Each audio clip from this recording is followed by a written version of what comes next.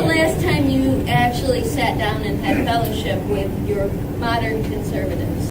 At one of his comedy shows, Steve Hofstetter is going to dismantle a talking point many on the left have heard for some time. Watch. I have friends who are conservative. I'm very conservative. Yeah? I have a gay daughter. Great. My best friend is gay. Okay. You know. So, are you every conservative? But there's more of us out there than you think. Just because. No, but do you vote? Yes. For who? I voted for Trump. That's my point. Hold on a second. Wait. So who I vote for doesn't make me who I am, but you're judging. Wait. Hold on a second. Hold on. I'm not judging you personally. I am judging some of your decisions, and your decision to vote for a hate-mongering criminal, and to be. Are you proud of your vote for Trump? But you voted for somebody whom I think is horrible because he was cheating on his wife when she got killed in the car. What? Didn't catch that one either. Didn't understand it. Besides the point, we proceed. Hold on a second. Hold on. Wait. Just a moment. Can I answer your question? Yes. Okay. So, if I am to understand you, you are upset that Joe Biden has been accused of cheating on his wife. And yet... He brings it home here because the hypocrisy is endless. The thing that I truly think is that you are most likely socially progressive. However, I think that you, whether it is because you have decided you don't want to look into it too far or because you're listening to someone else, you haven't researched the differences in what some parties are voting for, what some parties believe, and so you associate yourself with conservatives despite many of your viewpoints having nothing to do with them. And so what I am making fun of in this set, and this is your original question, is that.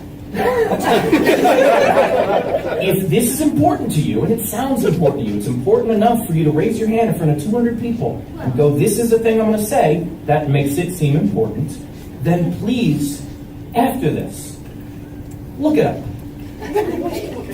Find out what it means. And then see if it's still important to you. And that's how it works. And that's how we all change. That was the point of the set. The idea that the ideals that we were given to by our parents or the people we grew up with aren't necessarily the ideals that we have to keep for the rest of our lives. And compassion is important.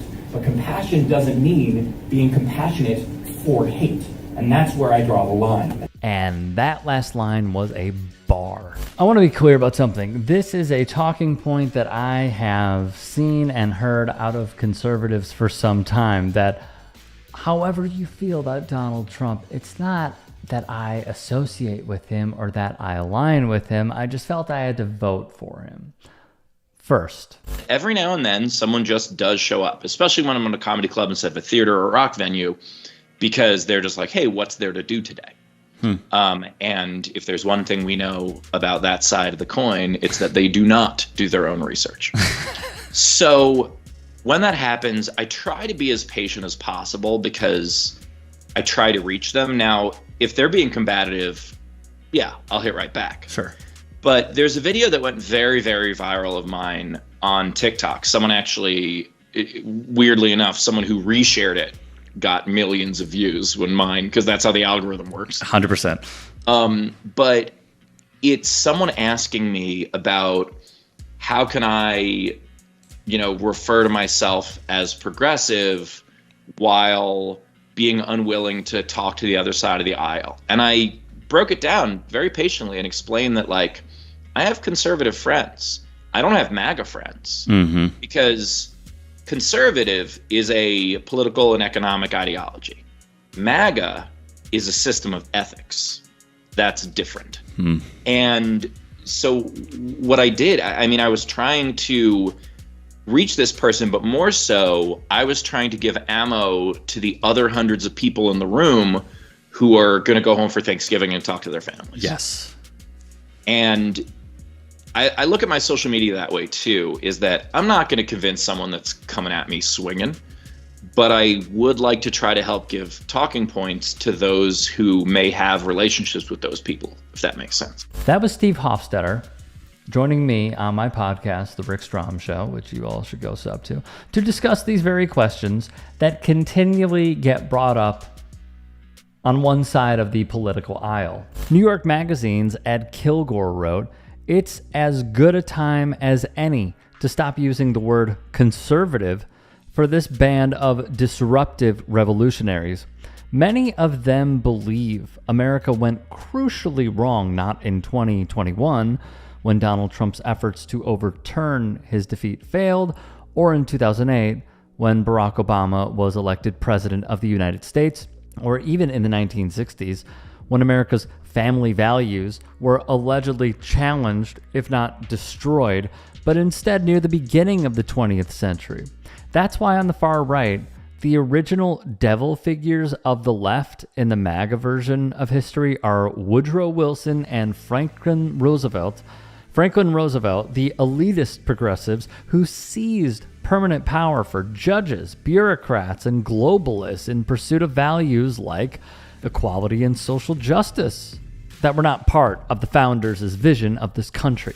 The thing is, we had a long history of who Donald Trump was, from how he built his businesses, to the amount of bankruptcies that he suffered from, how he was sued for housing discrimination some time ago during a Republican administration, the way that he talked about his employees, according to a former executive at Trump Plaza, the way that he targeted the exonerated five, put a target on their backs, calling for the death penalty by taking out a full-page ad in the New York Times, the way that he has dined with white supremacists like Nick Fuentes, elevated other voices like Marjorie Taylor Greene, Lauren Boebert, attacked the LGBTQ plus community, and has made himself open for business as the President of the United States as long as he personally benefits.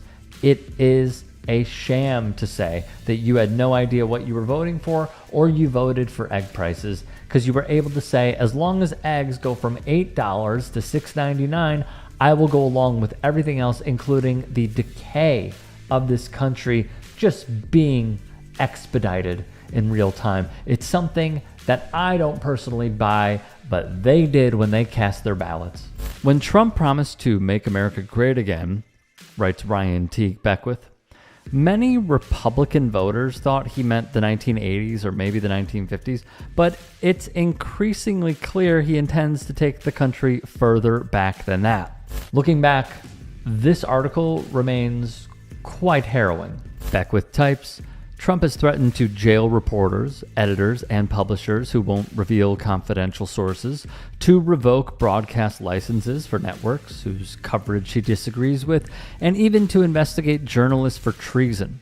He's attacked the judges in his civil and criminal trials, as well as their families, while saying it should be illegal to criticize judges he favors. He has said he would be a dictator for his first day in office, calling for terminating the Constitution, and refused to concede his loss in 2020, leading to a deadly assault on the Capitol.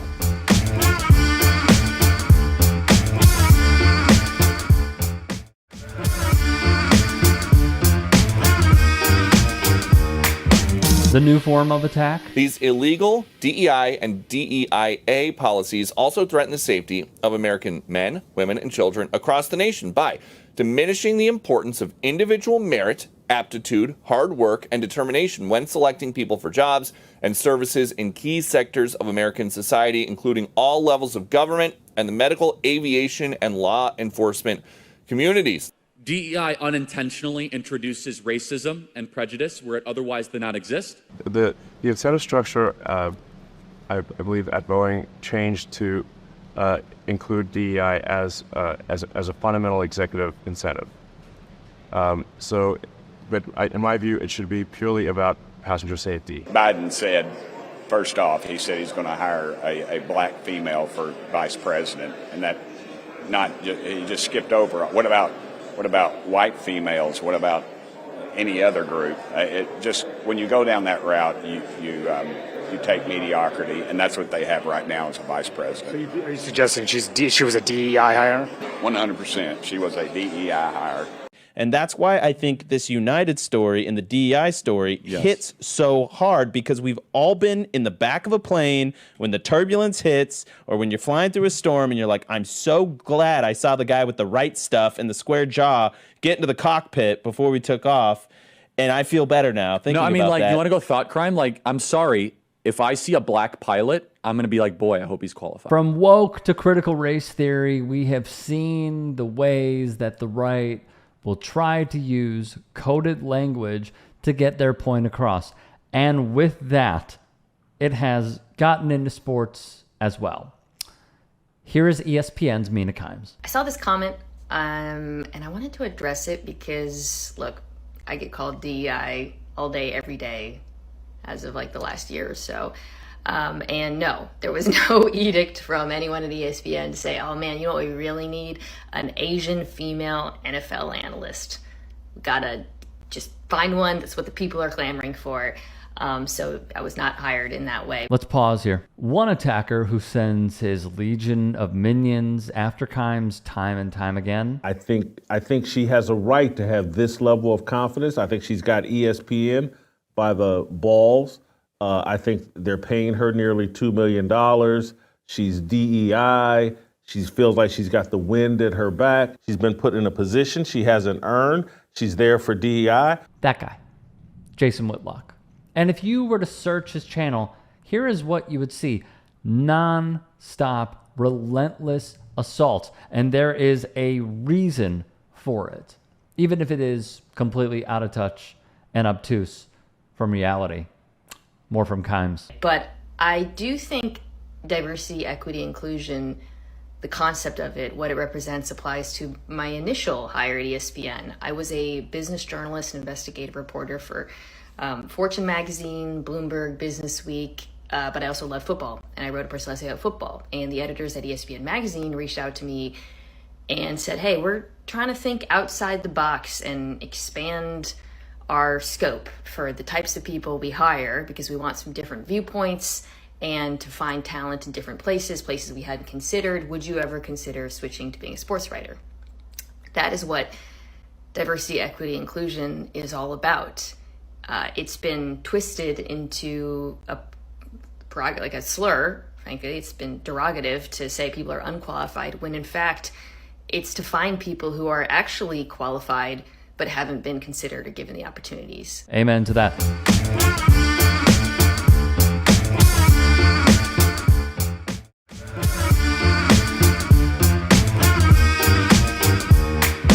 Let's all remember they used DEI to attack Baltimore Mayor Brandon Scott, who is black, as a diversity hire, despite him being elected, reports Newsweek, with more than 70% of the vote. The attacks on former VP Kamala Harris filled with DEI tirades as well. Stop it, all right? She's a DEI hire, right? She's a woman. She's colored, therefore she's got to be good. Florida State Senator Shervin Jones rightfully wrote on Twitter, I guess DEI is the new N-word. Mayor Scott would say, we know what they want to say, but they don't have the courage to say the N-word. And the fact that I don't believe in their untruthful and wrongful ideology, and I am very proud of my heritage and who I am and where I come from, scares them. What this all goes back to, in my view, is history repeating itself. And with that, I present this guy. A political consultant, former chairman of the RNC, the late Lee Atwater. In 1981, he was working for the Reagan team, and in an interview laid out how his party can win voters without sounding racist themselves. Here's how I would approach that issue as a statistician or a political scientist, or no, as a psychologist, which I'm not, is how abstract you handle the race thing. In other words, you start out, and now y'all aren't quoting me on this. You start out in 1954 by saying, by 1968 you can't say that hurts your backfire, so you say stuff like forced busing, states' rights and all that stuff. And you're getting so abstract now, you're talking about cutting taxes and all of these things you're talking about are totally economic things, and the byproduct of them is blacks get hurt worse than whites. And subconsciously maybe that is part of it. I'm not saying that, but I'm saying that if it is getting that abstract and that coded, that we're doing away with the racial problem one way or the other. You follow me? Because obviously sitting around saying we want to cut taxes, we want to cut this, and we want is much more abstract than even the busing thing, and a hell of a lot more abstract than, you know. So any way you look at it, race is coming on the back burner. And it's catching on. Because all they're trying to do is use certain words to dog whistle and signal to their base or those amongst their base to signal to each other what they really feel, and just using a different term or a different word in its place. From Berkeley, when President Johnson signed the Civil Rights Act, he anticipated that there would be white backlash. The National Party's efforts to promote civil rights at the national level weakened its grip on the South, wrote John A. Powell. Powell adds, Republican strategies began to stoke racial resentment and antipathy to civil rights. For example, Nixon campaign advisor Kevin Phillips and RNC chairman Lee Atwater admitted to appealing to white resentment to civil rights and even white racism. And that is exactly what you are seeing now. They are saying a mainstream conspiracy theorist of being replaced, which was founded, that theory, that conspiracy theory, by literal neo-Nazis. That is mainstream republicanism at this point. And as Atwater said, the language must be coded. And that's exactly still what is in play today. So I joined ESPN as a sports writer, something I never thought I would do. And then from there, I went on to pivot into doing analysis, built my career as an analyst, and that's what I do now. So I just wanted to bring that up because, I am a person who's representative of DEI, and honestly, it's a good thing.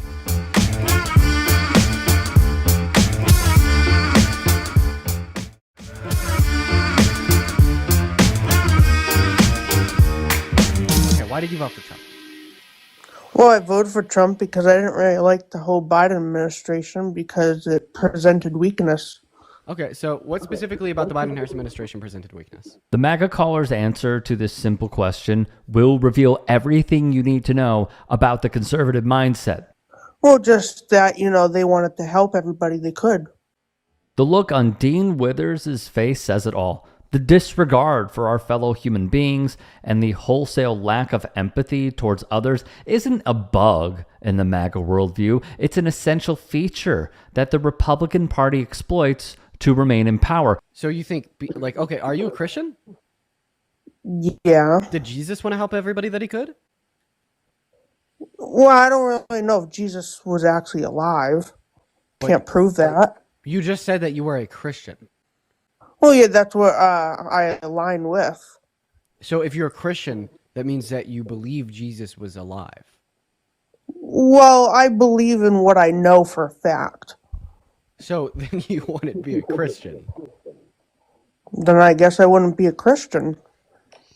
I'm so sorry. You're just racking my brain. Want to know something else that they rely on to stay in power? The completely false conflation of Christianity with right-wing politics. Combine that with the attitude of hyper-individualism, along with decades upon decades of purposefully underfunding, defunding, and smearing public schools, then you get the voter base we're seeing now.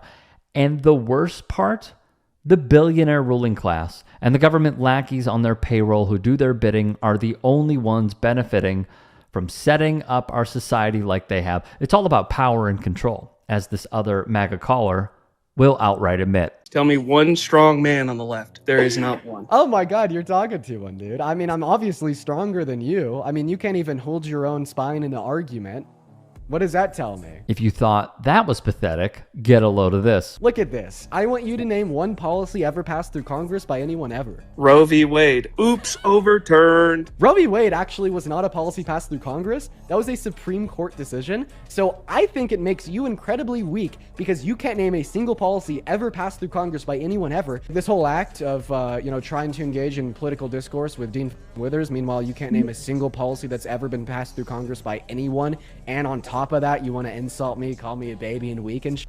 Facts, reality, and knowledge mean nothing to far too many members of the MAGA base because, again, all they care about when it comes down to it is feeling like their team has the power over the other team, and by their logic, are stronger and thus superior to their political opponents. Look no further than one of the principal merchants of this mindset, the slime ball that is Charlie Kirk. If, like, Ilhan Omar comes into America and doesn't share our values, doesn't speak our language, and hates America, different call signs, not united, diversity becomes a weakness, not a strength. When you import a lot of people that don't share your values, like we have been from Somalia and from the third world, all of a sudden they say diversity is a strength. Is it really? Is diversity a strength in Minneapolis? Is that really a strength? No. You know what is a strength? The unity we find in being an American, not in being Muslim or in being whatever faction or tribe that you come from. Kirk and his Turning Point goons were on the ground at Texas A&M University recently, and as you just witnessed, openly made the case for white supremacy by attacking Representative Ilhan Omar and parroting the Nazi-adjacent talking point that certain groups of people somehow destabilize a nation through their mere existence and cultural identity, while dozens of people cheered from the crowd. And this was just the start of it. Can you tell me what a woman is? Are you a woman? You want to answer a question? Why are you... Great. What is a woman? What is a woman? Yes. A person who was born with X chromosomes? I agree. I agree. We have won the culture war. We have done it. This is not the win you think Dean, it you got to is. train them better. This A is woman not is the a win you think person it is. with XX chromosomes. I declare a victory in the culture. Can I please explain what I'm trying to say? It's just a show for these clowns, all at the expense of the dignity of marginalized groups of people. Listen, that is not to exclude trans women.